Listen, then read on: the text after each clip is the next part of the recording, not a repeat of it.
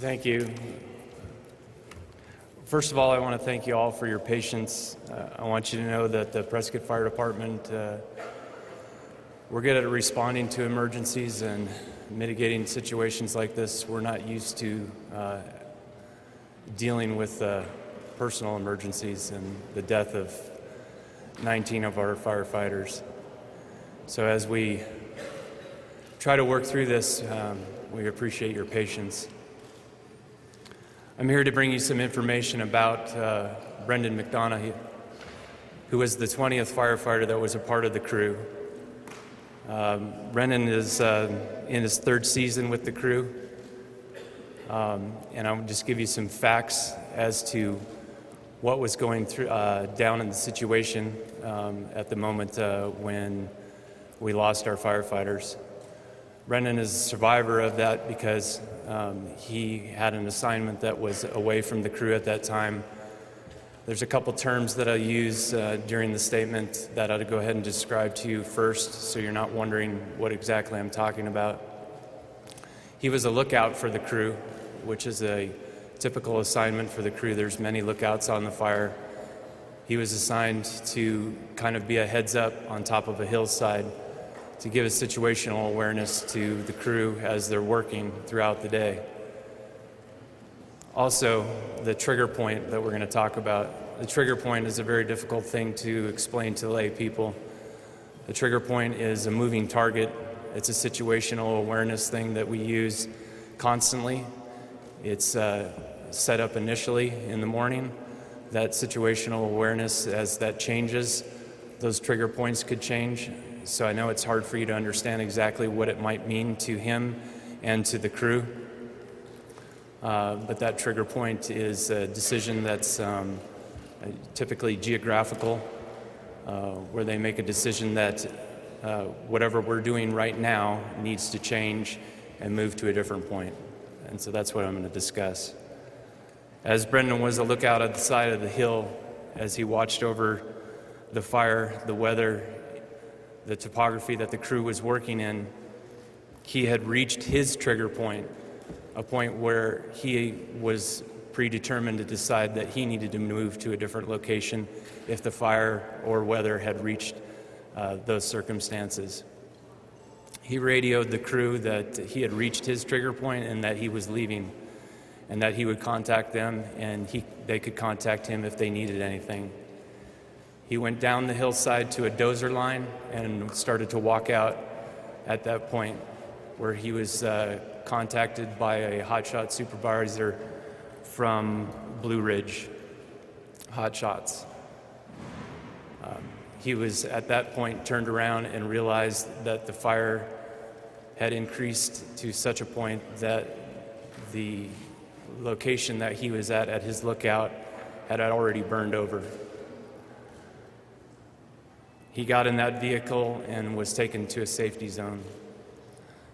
Before Brendan left his post as a lookout, he did three things, and he did exactly what he was supposed to do.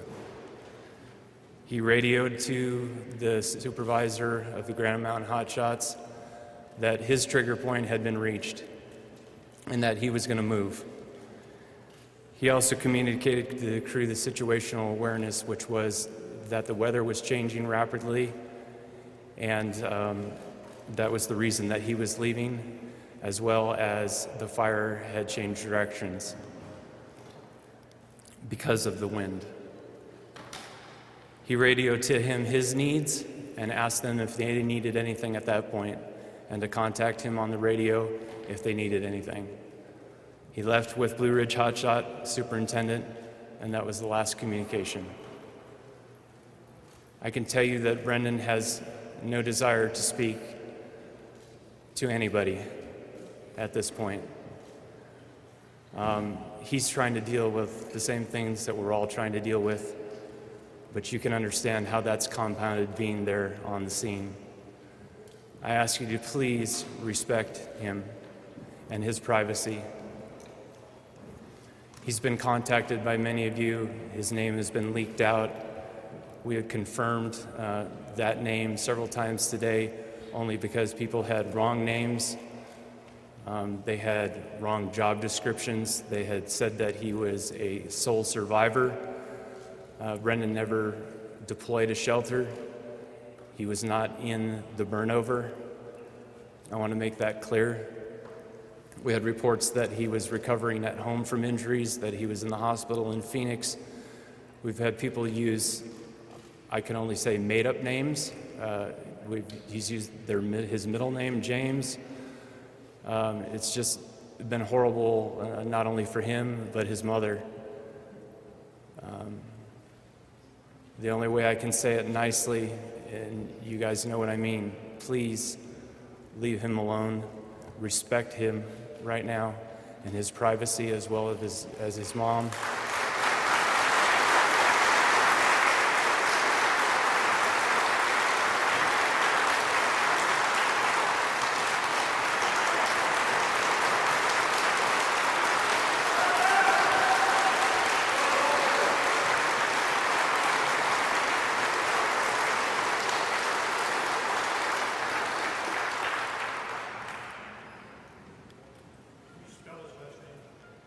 I'll do it when I'm done. Thank you. Again, most of you, if not all of you in this room, have done that, but please give him some time. And when I mean time, it's going to take weeks, if not longer. Brendan's last name is spelled MC, capital D-O-N-O-O-G-H. It's pronounced McDonough. We'll not to be taking any further questions in regards to what happened at the moment. Other than that, the fire is still under investigation. So you could please respect that and all the reasons for that. And thank you very much.